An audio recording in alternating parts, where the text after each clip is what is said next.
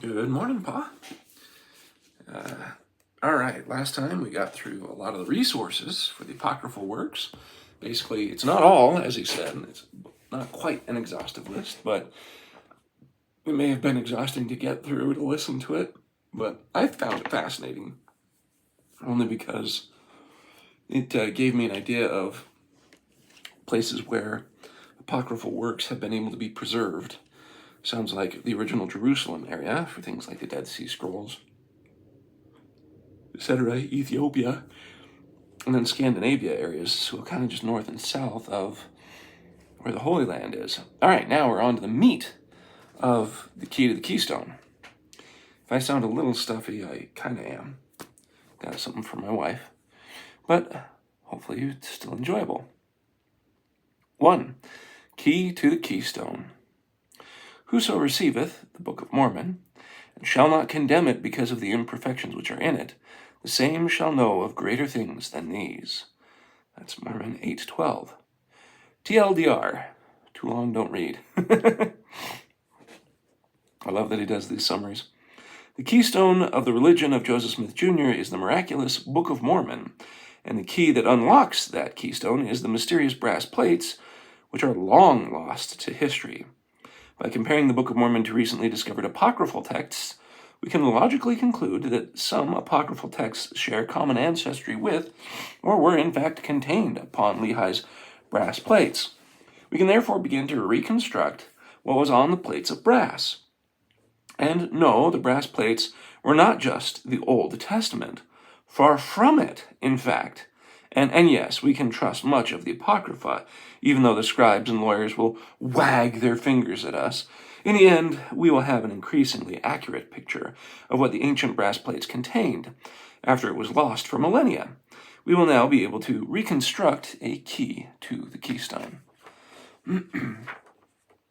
After being educated at King Edward's Prep School, graduating from Oxford, serving as fellow at Pembroke College, becoming an acclaimed writer, and following 12 years of uninterrupted toil, Joseph Smith Jr.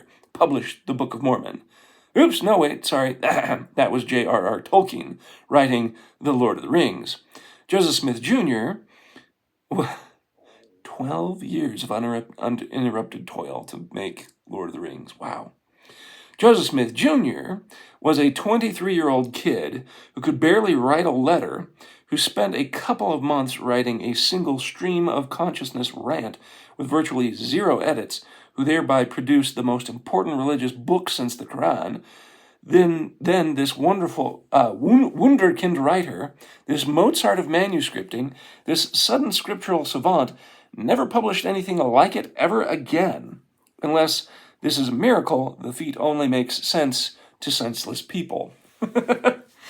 Footnote, the Book of Abraham was published serially in a newspaper in 1842 and ran for just over 3,300 words, compared to the Book of Mormon's 270,000 words, making the Book of Abraham a rounding error in comparison to the juggernaut of the Book of Mormon. Right? To any honest observer, the Book of Mormon is a seminal marvel. So naturally, upon its publication, the scholarly world promptly got to feverish work trying to justify never reading it, calling the fourth most influential book in American history, footnote. Thomas Burr, Salt Lake Tribune, December 8th, 2016. The Book of Mormon touted as the fourth most influential work in American literature, and he gives a reference for that claim. Historians and professors the world over have prided themselves at being completely ignorant of it. Mark Twain, see also Nibley, Lehi in the Desert, The Parable of the Diamond, also Nibley, since Kimura. Only the practiced skill and single-minded determination of the learned has to date enabled them to escape the toils of serious involvement of the Book of Mormon. Dude. Yeah, he's good at that. That's like a politician bragging that he's never shaken a hand, or a doctor bragging that he's never seen a patient, or an athlete picking up on a girl. Yeah, baby, I've been to the 4 national championships and sat on the bench through all of them. In order to avoid ever learning anything about the book, proudly ignorant anti-Mormons have repeatedly set out to prove that Joseph Smith must have copied the Book of Mormon from some kind of source.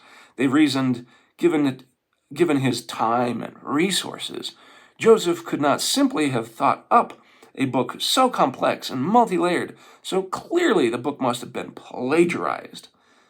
But plagiarized from what? A number of doomed candidates were sent into the proverbial Colosseum to battle against Joseph's tome, the ill-fated Spalding manuscript, the View of the Hebrews, and even some pretender called the History of the Late War.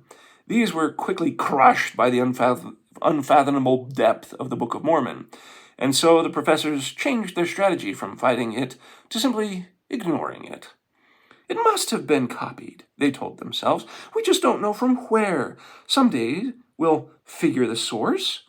In the Wikipedia article, Criticisms of the Book of Mormon, the authors claim, quote, the Book of Mormon is considered a creation by Smith and possibly one of more others, drawing on material and ideas from contemporary 19th century environment rather than translating an ancient record.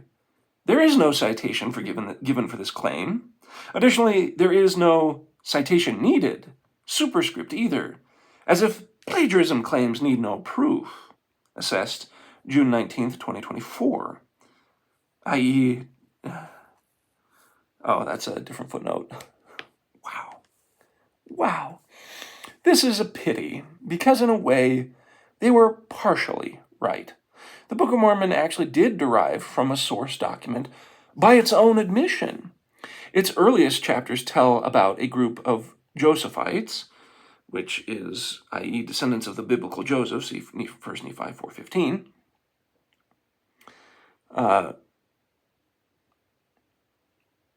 who retrieved certain mysterious plates of brass, a book so important it was apparently worth killing for. This brass book would ultimately end up forming the backbone of the religion that the Josephites took with them into the wilderness when they fled the impending destruction of Jerusalem by Babylonians in 589 BC. This record would go on to define the religion of the Josephite prophets and consequently the Church of Jesus Christ of Latter-day Saints, which is built upon the writings of those ancient book thieves. As we will see, influence from the brass plates permeates nearly every famous sermon given by Alma or Lehi or Nephi or Jacob. Captain Moroni reads from them, and King Benjamin bases his famous speech on them. The brass plates are the key that unlocks the Book of Mormon. The Nephite authors used the brass plates often. They admitted it less often. They were where they used the brass plates can be easy to miss. Here are some places where the brass plates are explicitly cited as source material.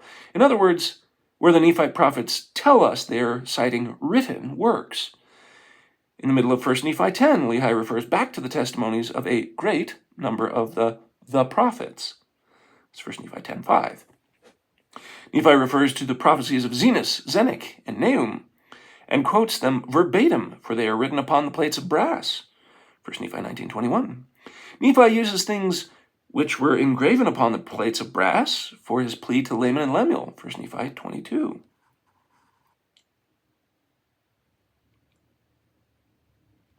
Lehi's excellent sermon is doctrinally informed according to the things which I have read, and according to that which is written. 2 Nephi 2:17. Everyone's favorite Isaiah section of 2 Nephi 12 through 24.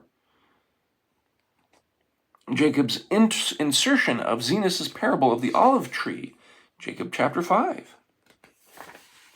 Jacob's first sermon in 2 Nephi 6 through 10 draws from all things which are written from the creation of the world. In that same sermon, Jacob further specifies that he has read these things, the 2 preceding chapters which are taken from Isaiah, that the Lord has spoken unto the Jews by the mouth of his holy prophets. When the Gadianton judges are trying to arrest him, Nephi, the son of Helaman, begins his sermon to the people by asking, "Have ye not read that?" and then proceeds to cite all the words which have been spoken of by our fathers. Isaiah is quoted multiple additional times. Lastly, LDS researcher Jack Welch identified 37 other distinct places where Isaiah was paraphrased by Book of Mormon authors. They range from 1 Nephi all the way to Moroni. Wow, nice. And he gives the citations for all those different places. Welch and Welch. Some of these passages include Jesus Christ speaking himself. So it's fuzzy who was quoting whom. Students of the Book of Mormon will recognize these as some of the greatest hits of the book. Their impact on Nephite doctrine is immense. Likewise, the passages are foundational to the religion of Joseph Smith Jr. By the time we've reconstructed the brass plates, our list of brass-based passages will balloon. We will discover that the golden plates have a lot more brass in them than we ever realized. Often what we mistake for original Nephite doctrines were actually derived from the plates of brass and imported to the land of promise thanks to that fateful book heist. If Nephite prophets were fish, the brass record was their water. A valid question to ask would be, which Book of Mormon author wasn't influenced by the brass plates? Perhaps none. The primary authors of the Book of Mormon were also the custodians of the plates of brass, with few exceptions. The Book of Mormon leaves enough breadcrumbs to allow us to reconstruct most of the custodians of the brass plate record. If we track the brass plate errors, it becomes apparent that the old Israelite brass plates were always kept together with the new Nephite plates. The authors refer to them as records, plates of brass, sacred things, and genealogy interchangeably. He gives the records where those are spoken of by those different terms. Keeping the plates was a sacred duty of Nephite kings. As each royal heir inherited the sacred things, he added his own story to the record. It's possible that the ancient brass plates and the new Nephite plates were actually bound together. Chemish makes it sound like they always just added plates onto the rings and kept on writing. Now I, Chemish, write what few things I write in the same book with my brother. For behold, I saw the last which he wrote, and he wrote it with his own hand, and he wrote it in the day he delivered them unto me. And after this manner we keep the records, for it is according to the commandments of our fathers. Omni 1:9. Omni says that he was commanded to act as custodian. Chemish says straight up that the inheritance of the plates is according to the commandment of our fathers. In short, the brass plates were the most sacred possession the Nephites had, and undergirded their royal as well as religious authority. Tracing the custodians of the brass plates reveals that they were bequeathed patrilineally most of the time. Custodians were authors, and authors were custodians. Custodianships of the plates of brass. Pre-600 BC, Nephi took the plates of brass from Laban's Manassehite scribes. In 593 BC, Lehi took the records which were engraven upon the plates of brass from Nephi. In 560 BC, Nephi kept the records after Lehi. In 544 BC, Jacob changed to preserve these plates and hand them down to his seed. Jacob charged to preserve these plates and hand them down unto his seed. 421 BC, Jacob tells his son Enos, take the plates. 399 BC, Jerem, son of Enos, writes a few words. 361 BC, Jerem delivers these plates into the hands of his son Omni. 323 BC, Omni conferred them upon his son Ammoron. 315 BC, Ammoron to deliver the plates unto his brother Chemish. 250 BC, Abinadom, the son of Chemish, describes the record of his people is engraven upon the plates which had by the kings according to the generations. Amaleki gets the plates, presumably from his father, 225 BC. 200 BC, Amaleki delivers up these plates to the hands of the king Benjamin. 200 BC, though not a custodian, Abinadi, brother of Amaleki, learns of the brass plate prophecies.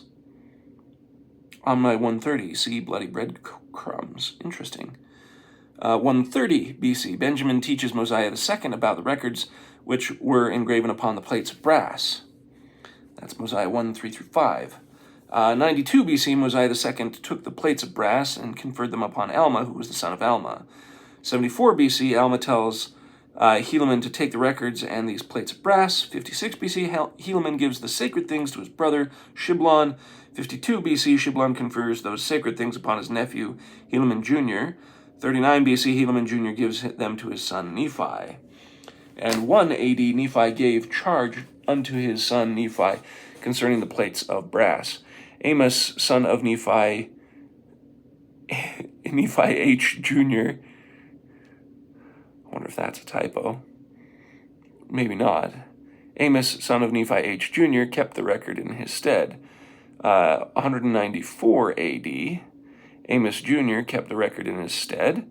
305 AD, Ammoron, brother of Amos Jr., did keep the record in his stead. 321 AD, Ammoron tells Mormon to take the plates. 400 AD, Mormon finishes the record of his father, Mormon. Whew.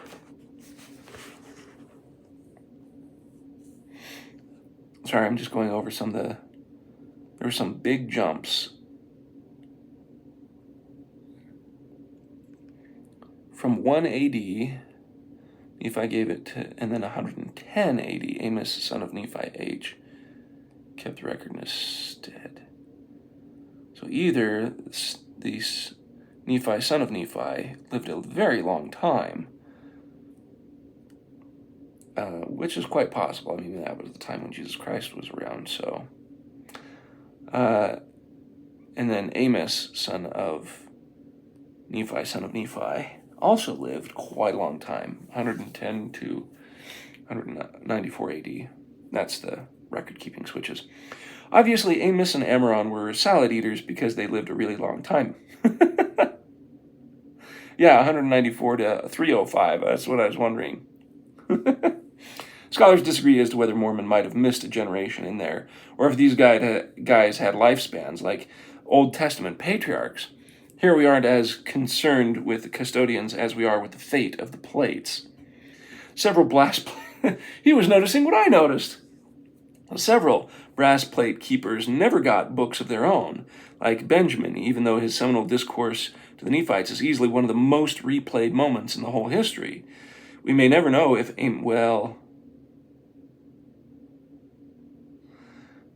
again, reconstructing the Book of Mormon with Don Bradley explains that. It was likely that he did have his own book. It was just in the half that was lost, and so we just pick up in Mosiah where King Benjamin is. But, that also happens because it's like it hands it off to the next person, and then usually their book starts afterwards. Anyway. We may never know if Amos or Ammoron wrote prophecies because all their history passed through the filter of their editor, Mormon. Despite not earning a spot on the billboard, the silent custodians were faithful all the same and passed the holy Josephite relic along.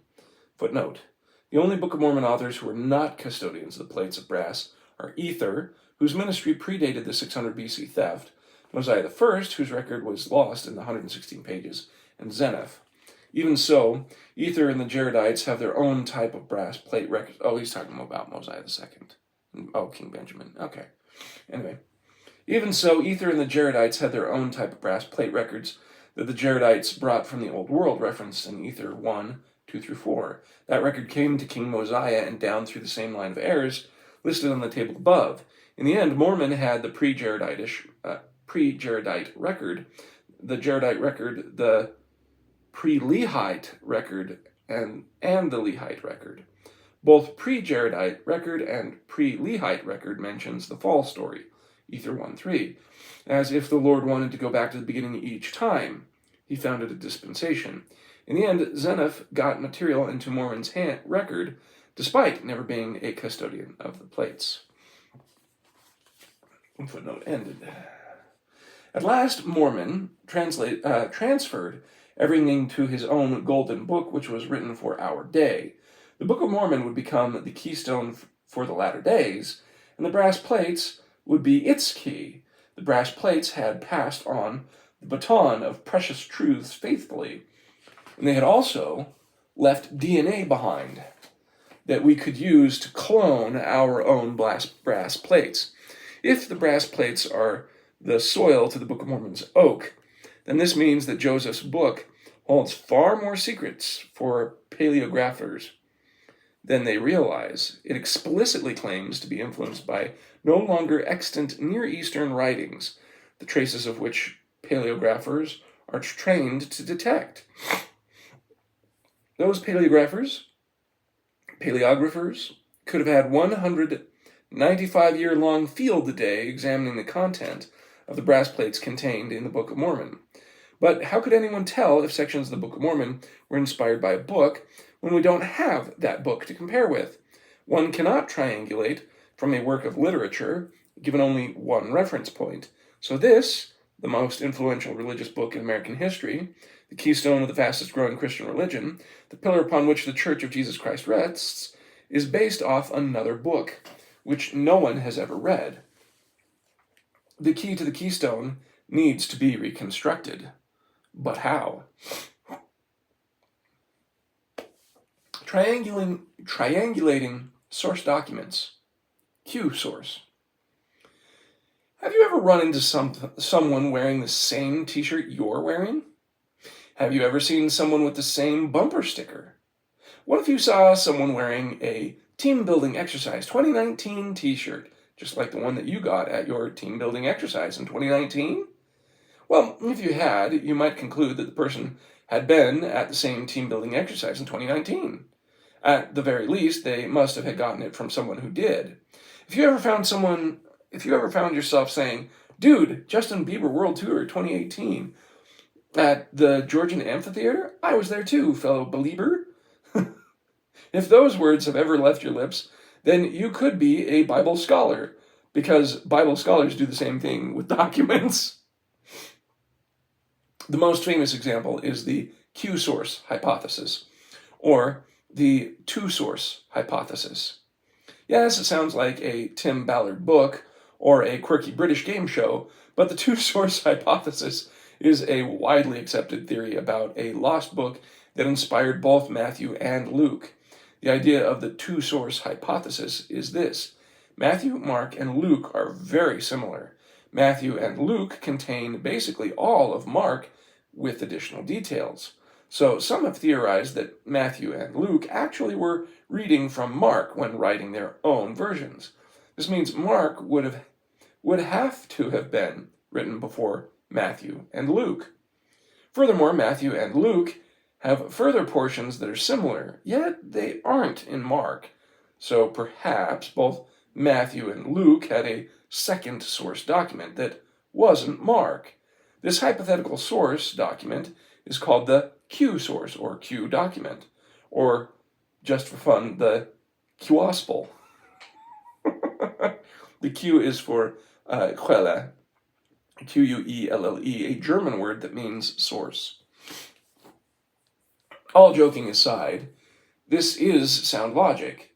Their reasoning checks out, although most Bible scholars think it is real. Q source is a mystery document. It hasn't been found, but it probably contained the sayings of Jesus that Matthew and Luke both share, but didn't come from Mark. Footnote: many people think that Q must look something like the apocryphal Gospel of Thomas, found in the Nag Hammadi library. If Matthew or Luke sat down to write with Mark in one hand and Q in the other, it would explain why they differ in some places and correspond in other places. And, oh, interesting. You can see the two-source hypothesis. Look specifically at the lines in the background so they can show how it looks like. For Matthew and Luke, there are sections that are influenced by Q, influenced by Mark, and then their own writing.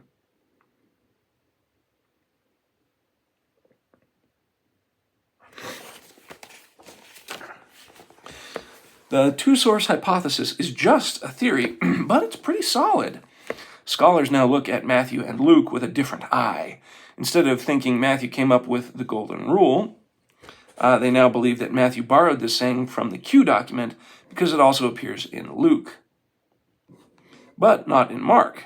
The Lord's Prayer does not appear in Mark, but does appear. The Lord's Prayer does not appear in Mark, but it appears in both Matthew and Luke. So scholars believe the Lord's Prayer came from Q. By triangulating these elements by examining what is common to all three Gospels and comparing it to what is shared by Matthew and Luke, but not Mark, scholars have been able to come up with a skeleton for the Q Gospel, and it looks like this. Before I read off the list, Matthew, wasn't he a disciple? He was the tax collector. Wasn't he one of the contemporaries of Jesus? I need to go back through the list of apostles. Luke, I know, was. No, John was. Luke was the physician. Okay, that makes sense. Anyways, but the Q Gospel should appear like this. John the Baptist's brood of vipers, Polnic, some portions of the temptation of Christ, healing the mother of Peter's wife, the Beatitudes, love your enemies, the golden rule, judge not lest ye be judged, the metaphor that fruits reveal the tree, test of a good person, parable of wise and foolish builders, parable of lost sheep, parable of the wedding feast, parable of the talents, parable of the leaven, parable of leading the blind, the Lord's Prayer, expounding the law, the ravens, lilies, parable in the Sermon on the Mount. From the crucial text of Q, compiled by the International Q Project Society of Biblical Literature as of November 1996. These elements were probably pulled from Q, but they probably don't make up all of Q. If Q overlapped with Mark, we wouldn't know it. If only Matthew or Luke borrowed from some sayings from Q, we wouldn't recognize it. If Paul or some other New Testament writer borrowed something from Q, but the borrowed passage didn't make it into any of the Gospels, we couldn't realize it had come from Q. But the unique elements of the Q source could have looked like the list above. In short, elements that are common to Matthew and Luke, but are missing from Mark, likely came from the Q document. This is how daughter documents can be used to reconstruct common sources. The brass culates. If we applied the same logic, what if we applied the same logic to the Book of Mormon? Does the Book of Mormon share common elements with other ancient documents? Are any of those documents books that Joseph Smith Jr. didn't have and possibly could have had? As Matthew and Luke have been analyzed, what if we analyzed the Book of Mormon against the corpus of recently discovered apocryphal writings? Keep in mind that Luke and Matthew never explicitly say that they are pulling from the Q source. Instead, scholars are convinced that Q existed because it explains why Matthew and Luke tell the same stories, and even do so in the same words. If we find similar alignment between the Book of Mormon and the apocryphal texts, that suggests a common ancestry. For instance, the Book of Mormon and the Book of Jasher both claim that Joseph's coat of many colors was trampled. But this story is not contained in the Bible. This suggests that the brass plates either contained a version of the Book of Jasher, or that both the brass plates and the Book of Jasher pulled from a common older source. Like the two-source hypothesis, our hypothesis runs thus. By comparing the similarities between brass plates-inspired passages in the Book of Mormon and newly discovered apocryphal writings, we can logically conclude that either these apocryphal texts share common ancestry with the brass plates, or indeed that they were actually contained upon the brass plates. In other words, what the Book of Mormon, published in 1829, and the Apocrypha, mostly published after 1829, have in common, if it's not also in the Bible, came from a common source. The simplest explanation of what the common source could be is the brass plates, especially in cases where the Book of Mormon tells us that its source is one of the brass plates' prophets. What the Bible, the Book of Mormon, and the Apocrypha all have in common may have come from the brass plates as well.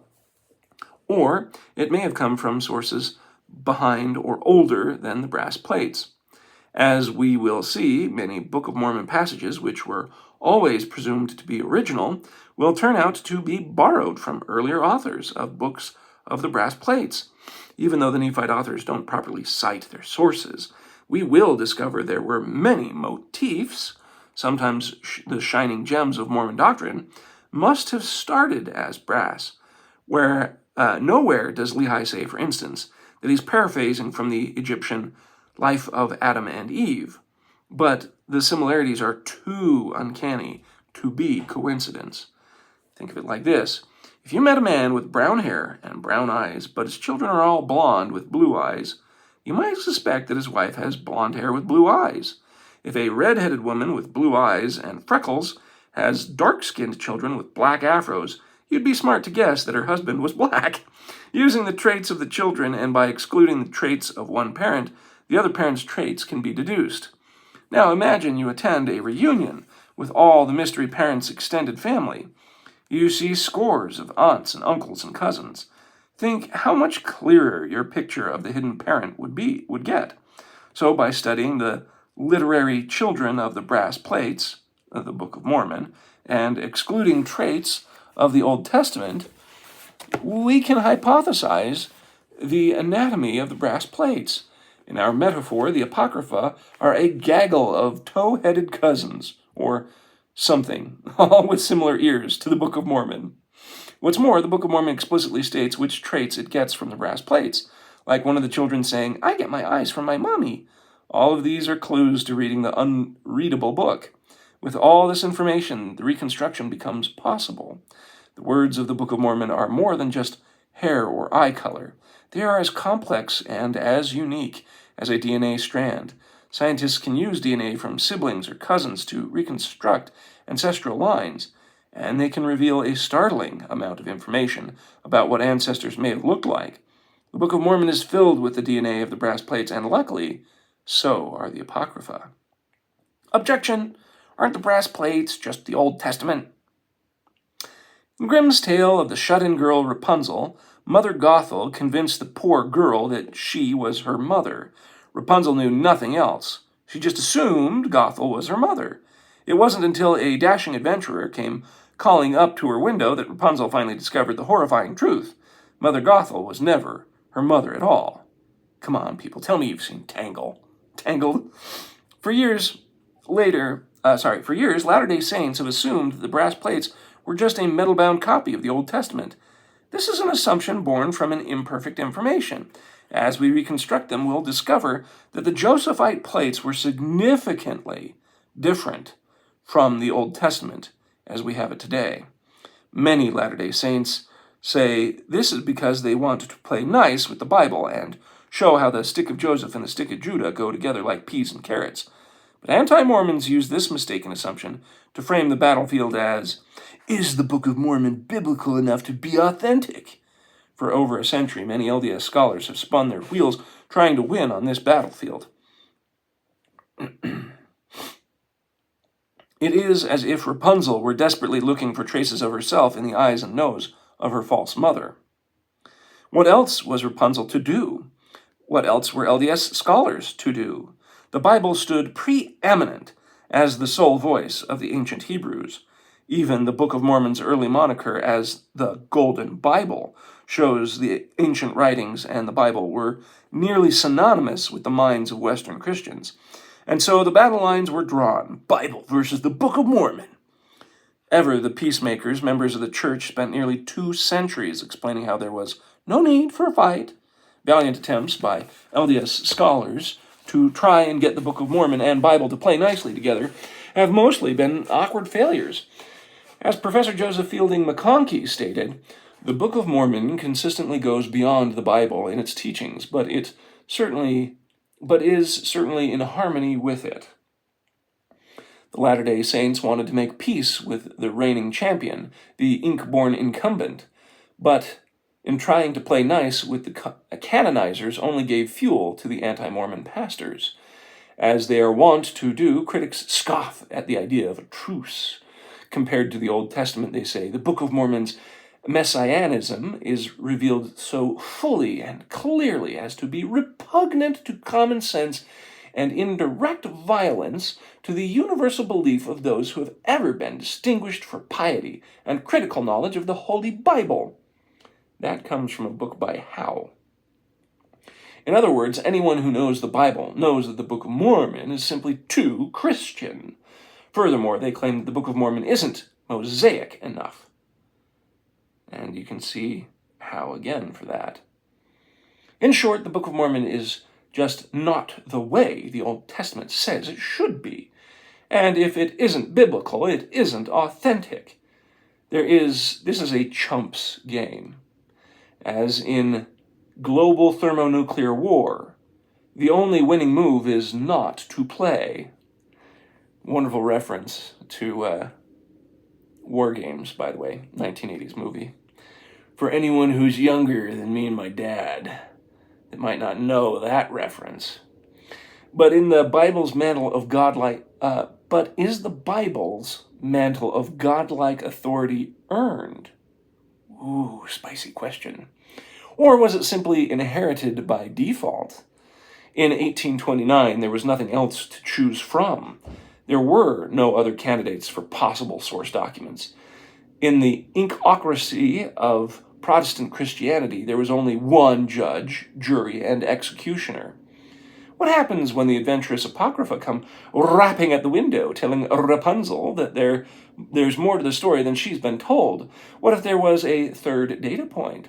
What if we had additional ancient Hebrew voices to throw into the mix for comparison now? What if we could reconstruct the brass plates of Lehi and show that they were nothing like the Old Testament? What if the brass plates weren't the Old Testament, but something better? What if the brass plates were what the Old Testament should have been? Objection! Joseph just confused the New Testament and the Old. Oh, by the way, there was a footnote I missed that had information. Where was it back at? 35. Oh, no, I haven't missed it yet.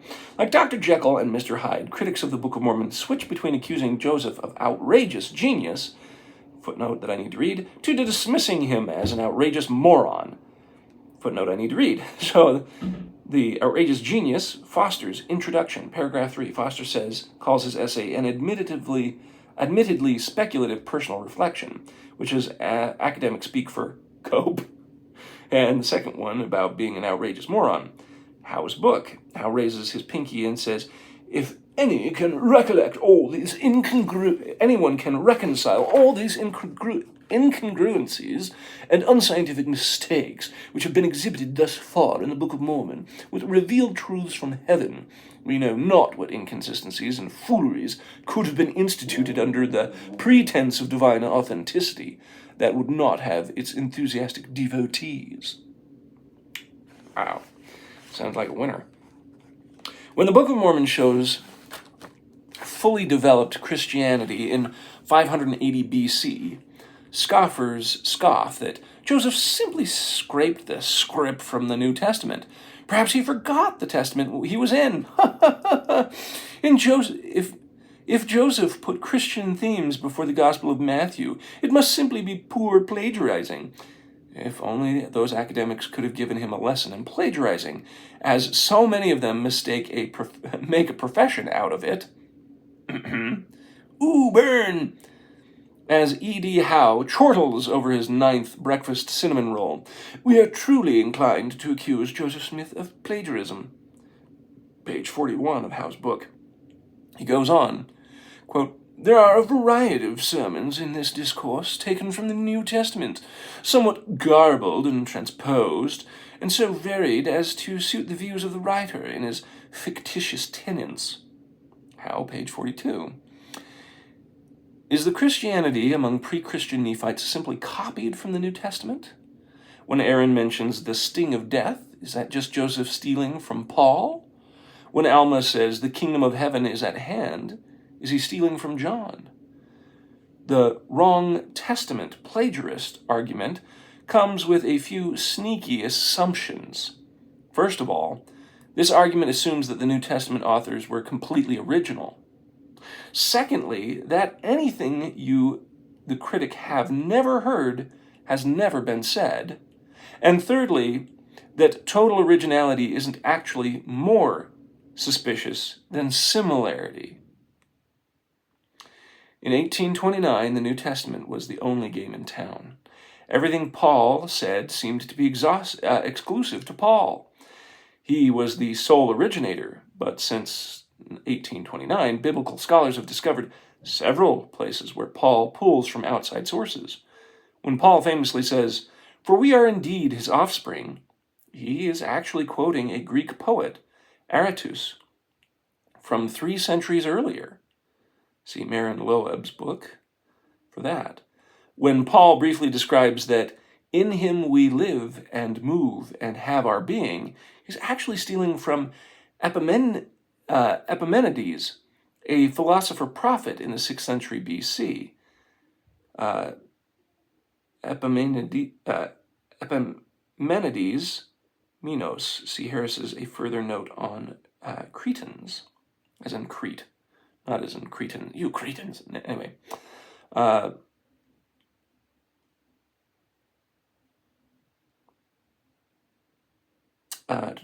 That's Epimenides, a philosopher, prophet in BC. Okay. Would Joseph Smith's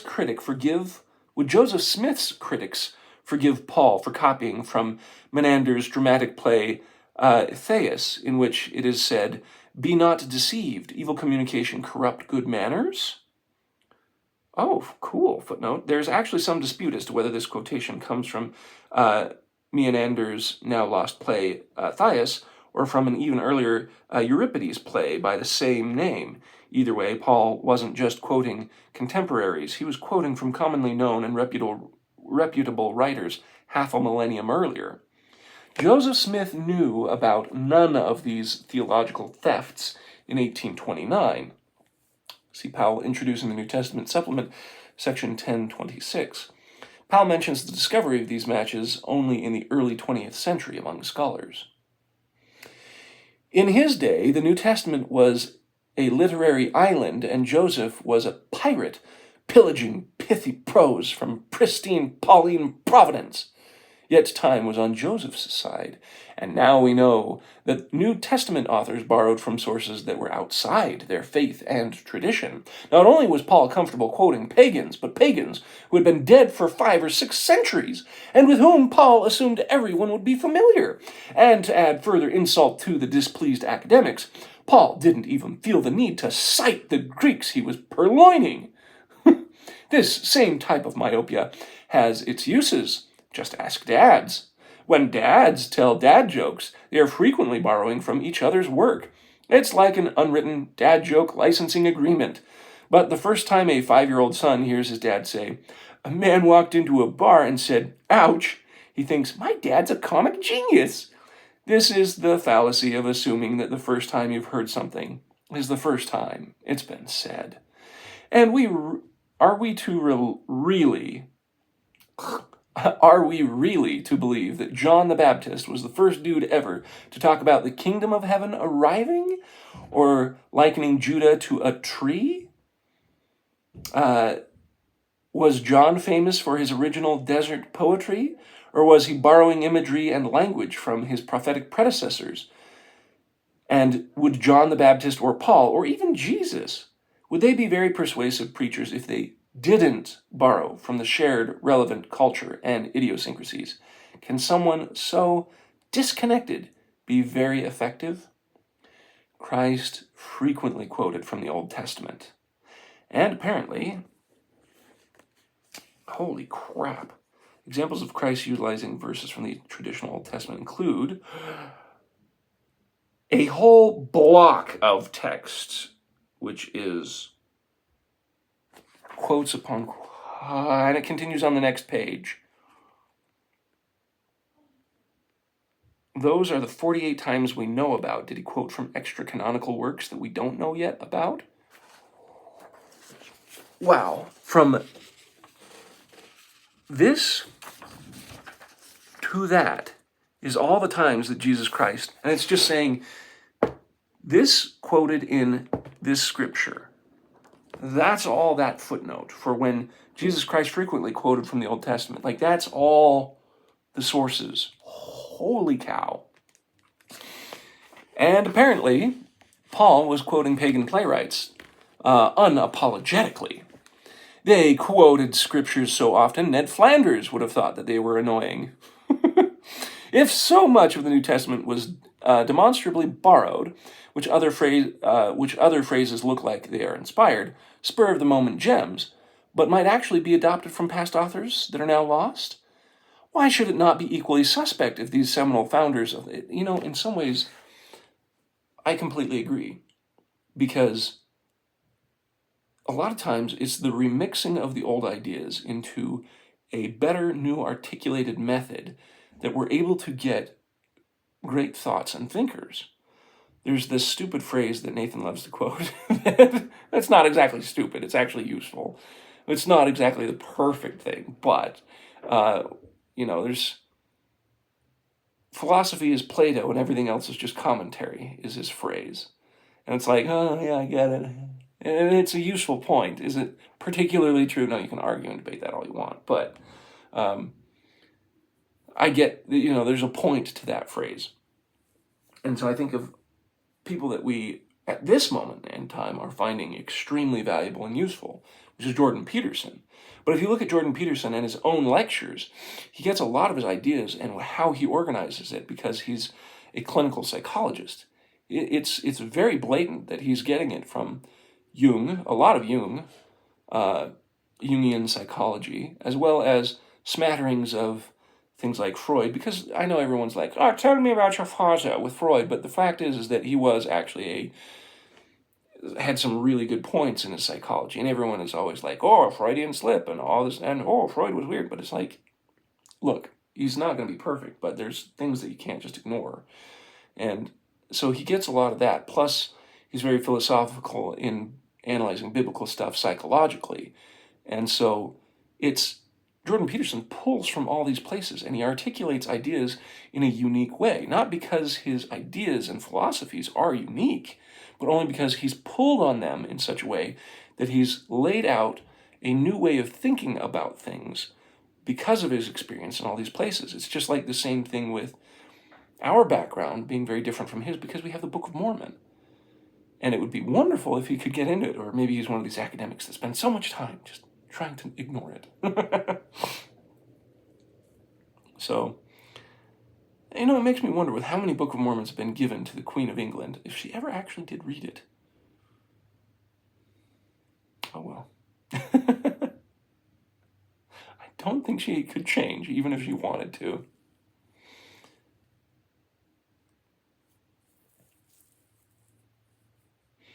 But anyways, so continuing on with good old Brother Barnes and his experiences.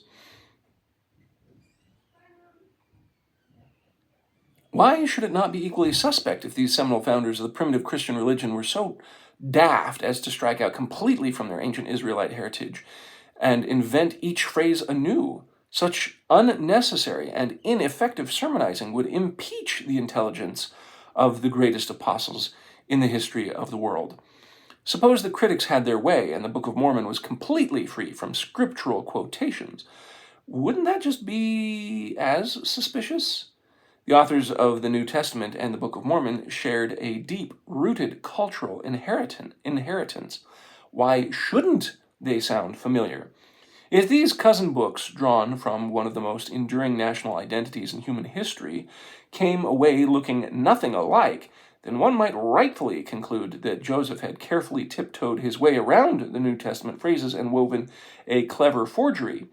Someone at the reunion might say, those cousins look nothing alike, and anyone have a picture of the milkman? Joseph probably didn't realize he was making the claim, but the Book of Mormon claims that the brass plates were once a source for ancient prophets. The words on the brass plates of Lehi were just that cultural heritage all Israelites shared at one point. To make such a claim and then share no passages with cousin compositions in the New Testament would be doubly dubious. But, like looking under the cap of a Snapple, Even if you don't like the flavor of this anti-Mormon argument, you can still learn something from it. If the authors of the Book of Mormon share an ancient Israelite heritage, you know what's funny about him sprinkling in all these phrases and knowledge is that the younger generation who has no idea about Snapple and its flavors and what was under the cap of Snapple, they'll sit there and go, I'm missing something, which further illustrates the point of, when you're looking at the Book of Mormon text going, I'm missing something. It's a cute nod. Sorry, I'm just thinking of that. You can still learn something from it. If the authors of the Book of Mormon share an ancient Israelite heritage with the authors of the New Testament, is it possible to detect where they correspond? Is it possible to piece that common source back together? In the chapters that follow, especially chapter 8, we will explore how both strands of Israelite Old World and New pulled from the brassy-sounding sources. We will even recreate those sources for consultation purposes in settling some of these arguments. Spoiler alert, Paul loved the Book of Enoch, and so did Alma. Heck yeah. It's worth noting that Joseph's unwitting claim is even more brash than just a shared source. In the opening chapters, the Book of Mormon claims the brass plates preserved a tradition from before the Babylonian exile, where Nephi stole the plates around 600 BC. Many scholars now think that the version of the Old Testament we have today was actually put together after the Babylonian exile, around 530 BC. See Berquist, page 3. This is still disputed among scholars, not because 530 BC is too late, but because it's too early. Other scholars argue for a composition under the Hasmoneans centuries later, such as Philip R. Davis in his work called The Canon Debate, published by Baker Academic in 2001, page 50. This only amplifies the Book of Mormon's bold claim to pre-biblical authority. So, the Book of Mormon is claiming to come from a source that predates the composition of the Old Testament.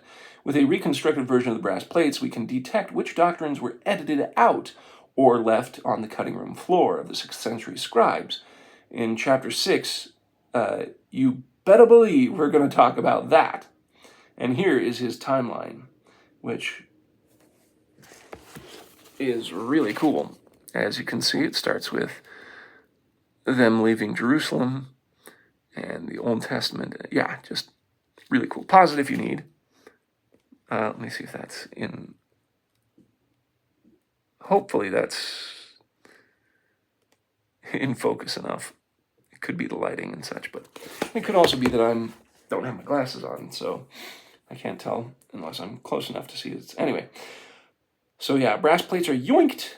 Old Testament was canonized, and New Testament was canonized, and then birth of the Messiah in between, in the Book of Mormon buried after the New Testament canonization in 421 AD. The key to all of this is the brass plates. When siblings are fighting, only Dad can break them up. When cousins are bickering, Grandpa can put a stop to it. So it is with the battle between the Book of Mormon and the Bible. Player 3 has entered the game. I'm going to have to stop here. But you can see where he's going with it, and you can see a lot more of his humor. He has a lot of fun in his writing. But, wow. So, he's going to show that between all the apocryphal works and the Book of Mormon, that, oh, baby, it is likely that the brass plates have these things. And he'll show it. He's going to bring the receipts. And I'm curious, did he bring a... did he have a chapter rundown? Acknowledgements. Oh, he does, yeah. So we've got Key to the Keystone, elucidating Lucifer, redeeming Eve, fruits of the pure tree. This isn't the Messiah you're looking for. The great forsakening, the inescapable begats, voices from the dust, the Josephite Book of Enoch, the triumph of the law, and conclusion. Ooh, interesting. Those are all really cool chapter headings. I'm interested in each, and we're halfway through chapter 1. So he's going to start probably breaking down the rest of his methods. Definitely not as stuffy and scholarly as the other books we've been reading, but but it's still super fun, and I can't wait to see the rest of his information about what corresponds to what and get a better understanding of that. I think a lot of it is going to highlight what we already know from reading the previous two books of In the Language of Adam. I think a lot of it's going to focus on early texts that Joseph Smith was able to nail, like the Book of Enoch. And there's so much that he's bullseyed that is so just insanely amazing. And then I think most people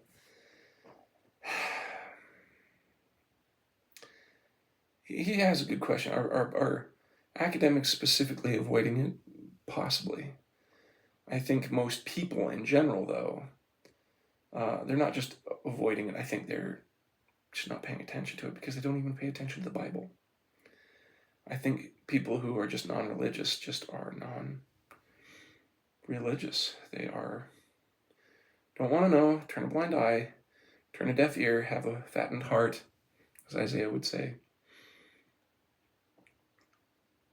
And I don't know, in some ways, I hope it works out for them. And here's what I mean by that, because, the justice part of justice is you have to have the law to be judged by the law. And the more that I know about the scriptures, and the more that I know about the workings of God in men's lives, the more that I know there's no way I can sit here and deny it at all.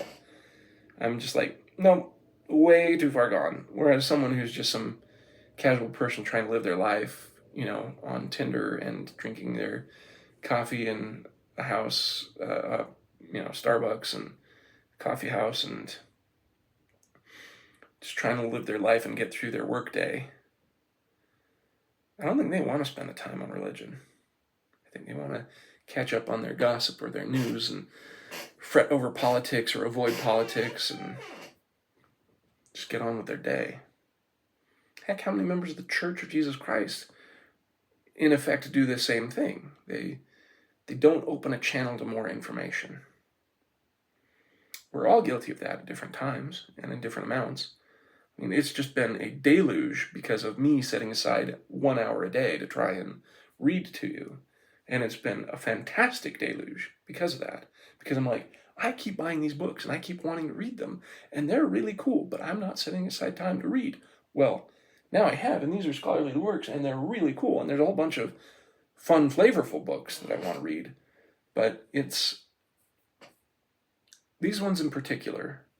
And as soon as the lady who is doing I really hope she gets her book going and finishes it, about the ancient wedding ceremony.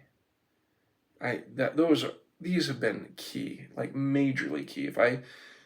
If I could narrow down so far what I've read recently with you, with the scriptures, if like my house was burning down and I could only save so many things, it would be my set of scriptures, if I could only bring my, maybe it's not burning down, but maybe it's like I've been called to the work and I can only bring so many stuff. The things that I would bring absolutely is the scriptures. And then first and foremost is In the Language of Adam.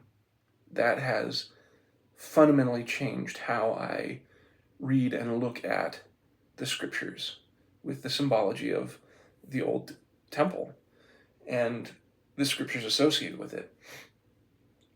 Only because I haven't gone through the key to the Keystone yet. It would be the lost 116 pages. The reason that one is super good, I'd still take it with me, is mainly because it emphasizes church history in a way that you don't get elsewhere. How the perspective on how it was translated, the perspective of how we're missing half of the Book of Mormon, basically, or, if not half, then a good, 3/5, or not 3/5, 2/5, something like that. Because, you have the small plates of Nephi trying to fill in for the missing first half. and showing, importantly, stories and information that we didn't have before. Min Adai and the other, Mosiah the First, as well as other details about, it fills in a bunch of gaps, but how much of a difference do those gaps make? Not hugely. I think, to me, the biggest understanding that I've learned about is these minor characters that were pulled out from these scant texts, his ability to create the information when you really dig in is the important part of the book. And also, to me, understanding more about how Joseph Smith did the translation, how his idea and reconstruction of how the Urim and Thummim worked or the Liahona worked. It's those details that always seemed like... Liahona is still not perfectly solidified in my mind. To me, I kind of imagine a compass with two spindles, but then having two concentric rings, one for one set of information and the other for the other set of information point. So one being a director pointer and the other being a, point to the information of what you'll find where, kind of thing. So that's more of an idea of what I have, but it to me helps shed light on a whole section that's often misunderstood. Key to the Keystone, if it becomes what I assume it will be, which is showing how these different parts come together to have a different... I think I might prefer Key to the Keystone, specifically for formulating information about why the Book of Mormon is reliable and how you can cross-reference that to someone who's an unbeliever, or someone who's at least a scholarly believer or unbeliever, or at least willing to be persuaded by the idea of there's counter sources that came after the Book of Mormon that support the Book of Mormon and the apocrypha, and here's why. I'd use it for reference like that. And I think it will really, really support why the Book of Mormon is so Christian, as the John Barnes was pointing out that a lot of scholars don't like.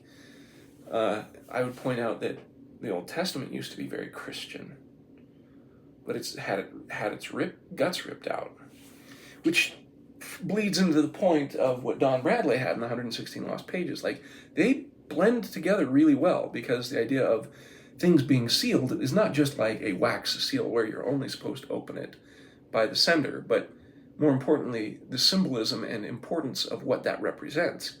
It is to represent that nobody has been able to access this information. It has not been sullied or been copied by others, kind of thing, and how the Lost 116 Pages lost that uncorruption, that you could not ever, like the Book of Mormon as we have it now, it stands that it went from Moroni's editing pen to Joseph Smith's editing pen to the printer.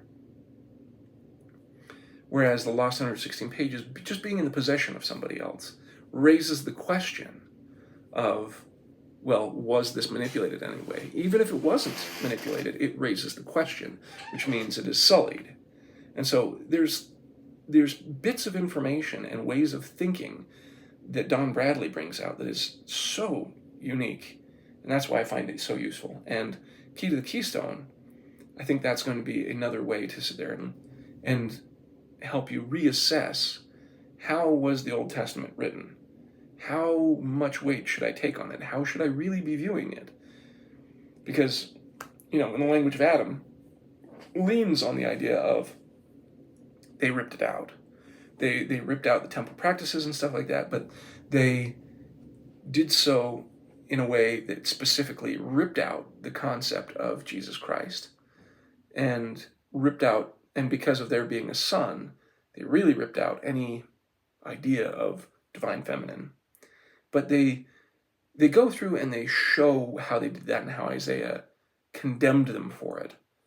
But at the same time, it's probably not as here's the proof.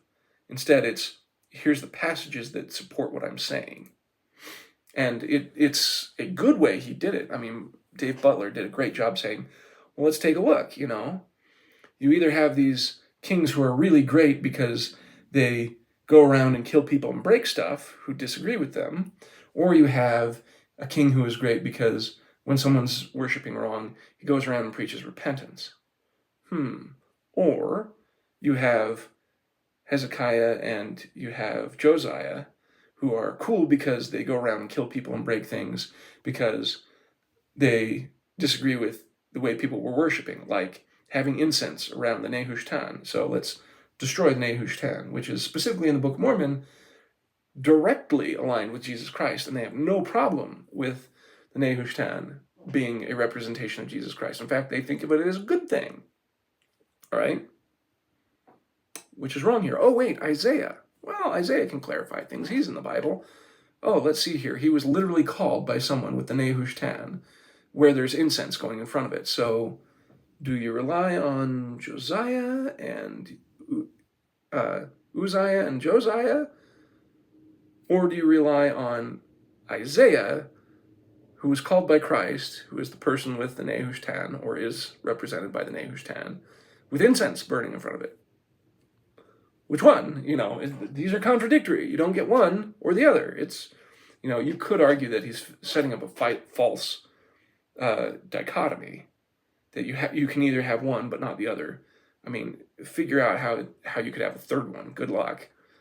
But to me, I appreciate the argument. Like, that's one of the big pillars of his argument. You either believe it's good to destroy the Nehushtan and the incense that's apparently being burned to it, and bring out and destroy the groves or the Asherah or the symbol of the tree of life from inside the temple. And you believe that's all good things, or you sit there and you believe Nephi and Lehi and Isaiah. Seems pretty obvious to me. But then I think Jonah Barnes is going to further show how the brass plates and the ideas of keeping the tree of life and the information that they have that comes from, in the language of Adam, is a very good indicator, and here's why, of everything that was taken out. I'm suspecting that's what he's going to go down and do. And I suspect that's why all of these together make very important books to have with the scriptures. I think the next time I'm reading the Old Testament, I'm going to be going a lot slower, maybe. Depends on the passages. But I'll be especially going slower when they're talking doctrine, or they're talking in temple speak, like me reviewing the Tower of Babylon the other day. I hope to pick up on that a lot more. Anyway, these I'm finding very critical to my changing worldview of the scriptures that will hopefully help me see through and get a lot more the next time I read, and as I go through Doctrine and Covenants this year and Old Testament next year. That's a year away. Love you lots, Pa. We'll see ya.